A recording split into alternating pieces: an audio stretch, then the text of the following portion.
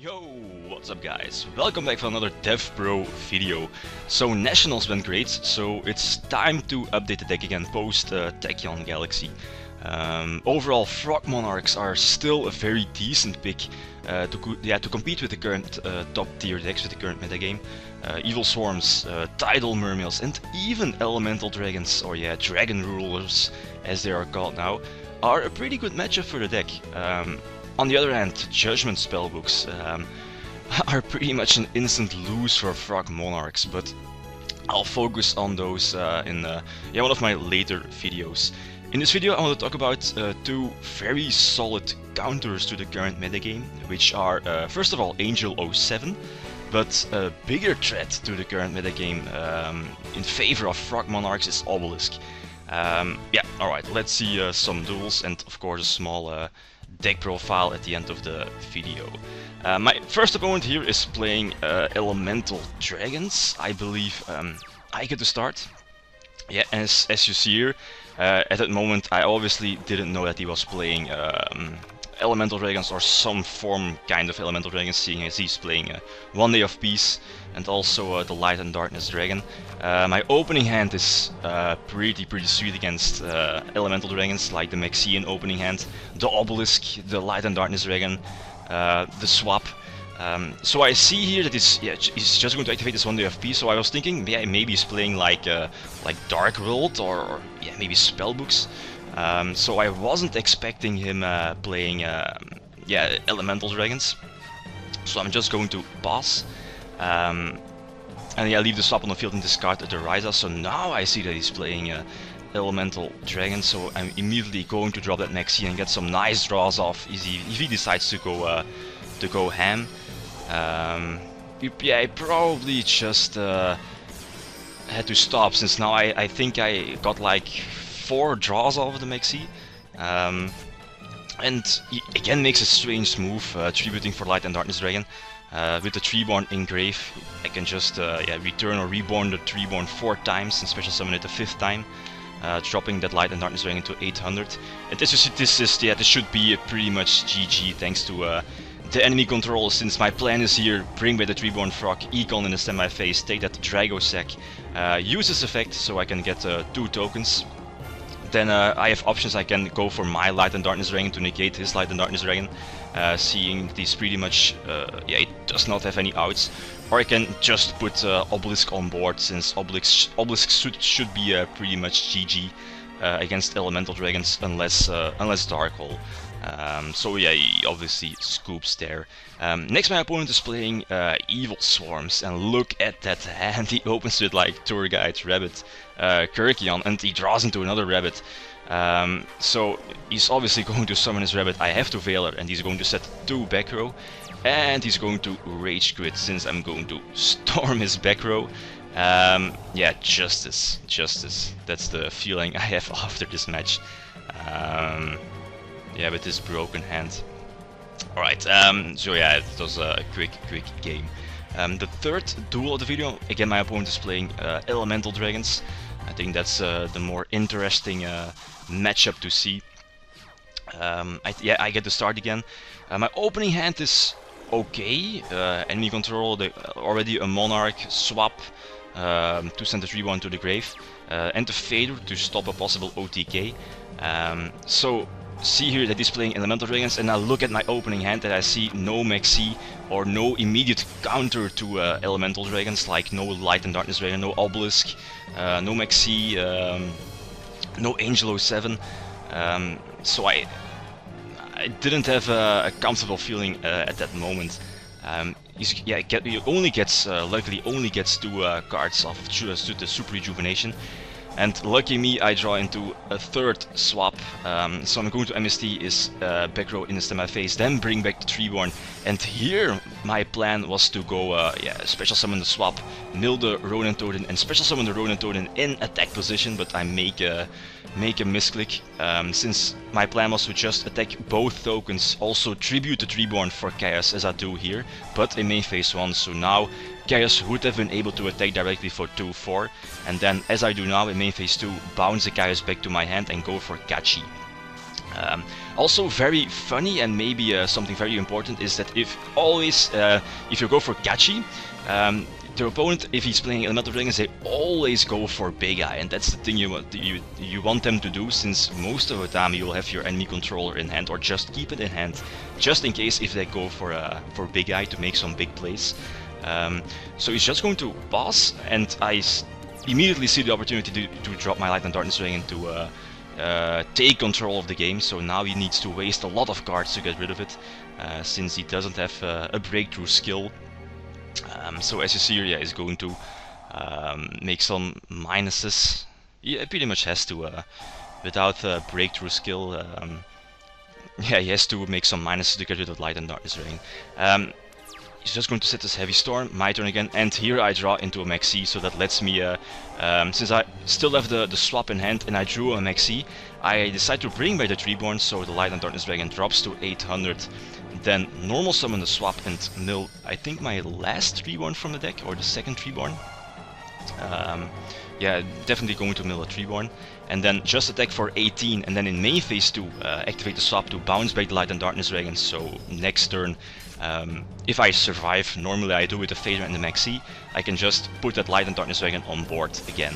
So exceed for the second Gachi, again luring him into go for a possible Big Eye. Maybe Special Summon the Treeborn in defense position wasn't that smart of a move, since I knew he had this level 1 tuner in hand. So the possibility of him going for Crimson Blader was definitely a possibility. Or he had the chance to go for a Crimson Blader. And he makes the correct move, the smart move, immediately go for the Crimson Blader to attack over the Treeborn. So now I only got like, I think 2 draws of my Maxi.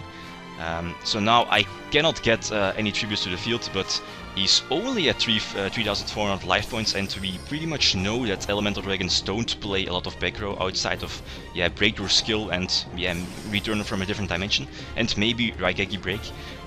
So just going to Econ in the semi-phase, and I try to attack directly, so no Swift Scarecrow, and there is the game. Pretty sweet to beat the Dragon Rulers. Then, my opponent is playing Infernities, as you see. I don't open with the Treeborn, no swap. I do have the Gorse, Soul Exchange and Obelisk, so that's already a possible Obelisk if they play Elemental Dragons, for example. So now I see that's playing Infernities, immediately drop the Gorse, get that token to the field. And yeah, he's probably thinking that he's pretty much going to win a duel thanks to his thanks to both his barriers. But I have that Light and Darkness Dragon, so I need to get it immediately to the field to take control, and that's especially important against Infernities to stop their effects. And yeah, he flat out scoops for some reason. Whatever. Yeah, my last match of the video, my opponent again is playing Elemental Dragons. This was, I think, one of the better matches I had past week on DevPro.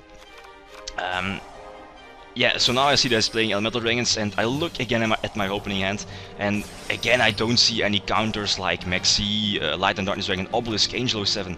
But now I see that he's playing like one of the newer rank 7 Exceeds. I think it's called Master of Blades.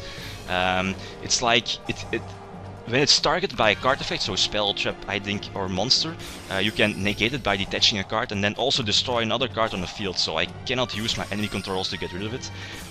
So I decide to go for the Gachi, again luring him into go for a Big Eye, since I do have 2 enemy controls in hand.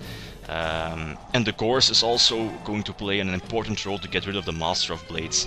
Yeah, normally in the TCG that Master of Blades should be a Draco Sec, so and yeah, it's a difference. It's a difference, of course.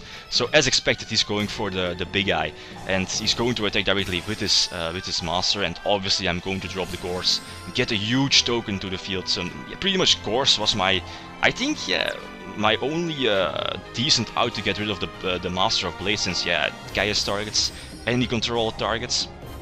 So in the semi-phase, enemy control is Big Eye, then Special Summon the Treeborn again, activate the second enemy control, since I do want to try to go for a game, that's why I don't use the Big Eye. Special Summon the Treeborn in attack position for some extra damage, yeah, just in case.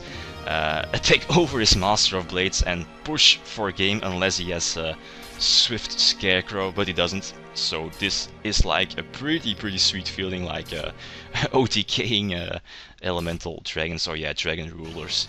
Yeah, Justice.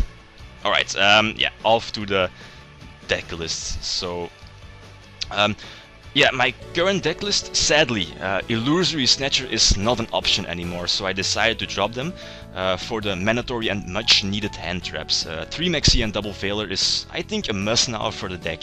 Next, I also dropped Mobius and Jinzo from the main deck, seeing that they don't do much against dragons and spellbooks, but they are definitely a side deck staple against Evil Storms, for example.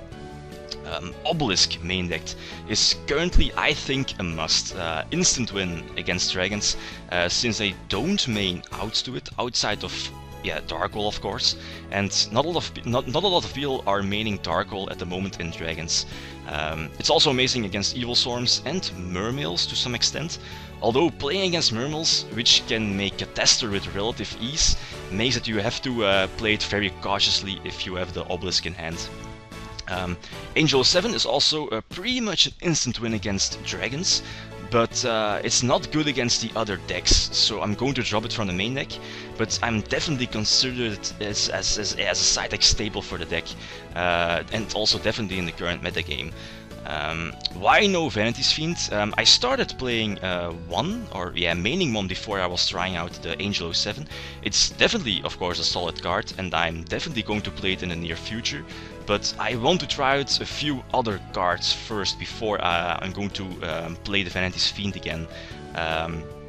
Yeah, it's also obviously a solid card against dragons, the Vanity's Fiend, but it has a huge weakness, same like Light and Darkness Dragon and Angel 07. It's that, yeah, breakthrough skill. Pretty much every dragon deck is playing like double or maybe triple breakthrough skill.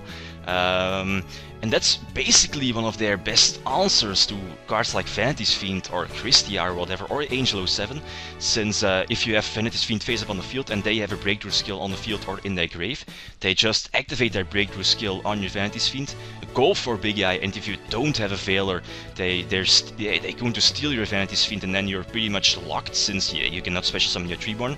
So Soul Exchange is pretty much then your only out. So breakthrough skill is like a huge counter to our counters if you're playing Frog Monarchs. But yeah, I definitely have a lot more cards to test out. Yeah, alright, I'm going to end the video here. I have a lot more cards, as I said before, to ready to test out for the deck, so definitely stay tuned, because Frog Monarchs, I think, are still a strong contender in the current metagame. Yeah, alright, thanks guys, thanks for watching, and feel free to leave a comment or a like if you enjoyed the video. Leadum signing out. Peace!